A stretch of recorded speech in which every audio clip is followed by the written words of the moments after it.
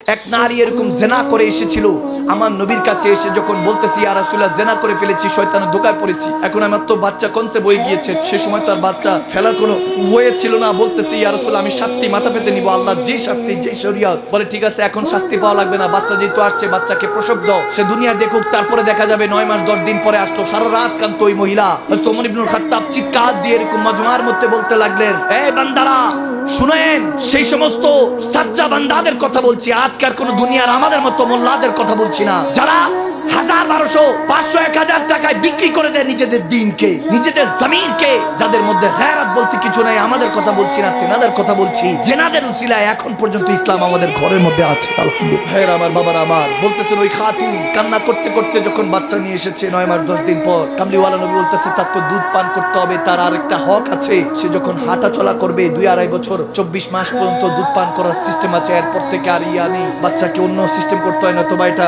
শরীয়তের আইনের লঙ্ঘন হয়। ওলামায়ে কেরামরা জানেন অনেক সময় বাচ্চারা 3 বছর হয়ে গেছে এখনো মায়ের দুধ পান করে, এটা শরীয়তের বিরোধিতা। ইমামগণরা বলেছেন 24 মাস অর্থাৎ 2 বছর 4 মাস 3 মাস পর্যন্ত জায়েজ আছে। বলতেছে ঠিক আছে ওই পর্যন্ত তুমি দুধ পান করে তারপর বাচ্চাকে নিয়ে আসো, ছোট্ট বাচ্চা। দেখেন জেনার কারণে হয়েছে, আমার নবী তাকে কোনো কিছু শাস্তি দেওয়ার আগে দেখেন কত হুকুম কায়েম করেছে। বাচ্চা নিয়ে এসেছে হুজুরে পাক হযরত ওমরের কাছে, শের খোদা আলী বেলাল হাবশির কাছে দায়িত্ব দিয়েছে বাচ্চাকে দেখে রেখো। 2.5 বছর পরে এসেছে, বলে ইয়া রাসূলুল্লাহ আমার ঘুম নাই, সারা রাত কাঁদি বাচ্চার দিকে তাকিয়ে, এখন এই বাচ্চার প্রতি আমার মায়া হয়ে গিয়েছে। ইয়া রাসূলুল্লাহ আমার কারণে কি বাচ্চার কোনো গুনাহ হবে? বলে না, তার কোনো গুনাহ হবে না। বলে ইয়া রাসূলুল্লাহ তাইলে আমি শাস্তি মাথা পেতে নিব, আমার যেই শাস্তি দেন। তারপর তাকে ধরে বলতেছে এবার মাটির নিচে পুঁতো, তার উপরে পাথর নিক্ষেপ করতে থাকো যতক্ষণ পর্যন্ত না সে মারা যাচ্ছে। দেখা গিয়েছে সে মৃত্যুকে আলিঙ্গন করে নিয়েছে। আল্লাহর শাস্তি, জাহান্নামের শাস্তি বড় ভয়ানক। একের পর এক গুনাহ করি, মনে করি কম্বলের নিচে গুনাহ করি, কেউ দেখে না। বান্দা ওই যে গ্লাসের নিচে দিয়ে, আপনার জানালার ফাঁকি দিয়ে, দরজার নিচে দিয়ে যে নিয়ে অক্সিজেন পাঠিয়ে দেয়, হি ইজ ওয়াচিং ইউ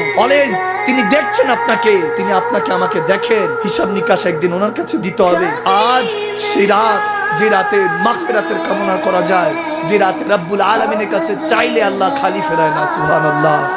একটু ইস্তেগফার, একটু তওবাতুন নসুহা, একটু রুকাতুল বুকা, দুই এক ফোঁটা চোখের পানি, আমার নবী বলেন 2-1 ফোঁটা চোখের পানি নিয়ে আমার রবের কাছে আসো, তোমার চোখের পানি 1 ফোঁটা 2 ফোঁটা দিই, আল্লাহ তোমার সগীরা কবিরা গুনাহগুলি মাফ করে দিবে। সুবহানাল্লাহ। করিম সেই আল্লাহ কত বড় মহান, তেনাকে কিভাবে বুঝবেন? এখনো তো রাহমাতুল্লিল আলামিন নবীর হুকুকই বুঝি না আমরা, নবীজি কি চিনি না।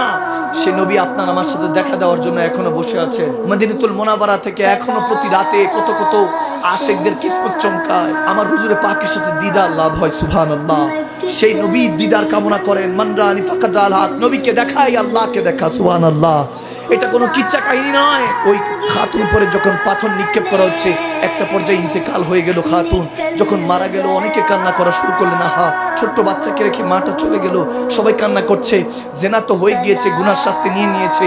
এরপরে হুজুরে পাক বললেন যে তাকে গোসল দেওয়ার ব্যবস্থা করে আমি নবী মুস্তাফা নিজে জানাজা দিব। সুবহানাল্লাহ।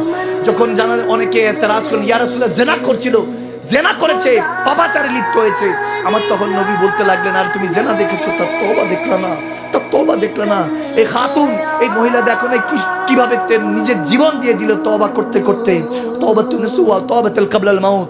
হযরত ওমর ওদিন চোখে পানি ছেড়ে বলতেছে, ওদিন আমার হুজুর শিখিয়েছেন শরীয়ত আগে, কারণ আল্লাহ প্রত্যেকটা ইঞ্চি ইঞ্চির হিসাব নিবে, প্রত্যেকটা সেকেন্ডের হিসাব নিবে। ফামান ইয়ামাল মিসকালা যারাতিন শাররান ইয়ারা, এরকম হিসাব যখন নিবে তখন আপনি কোনটা যাবেন, তখন আল্লাহর পাকড়াও থেকে কেউ বাঁচতে পারবে না।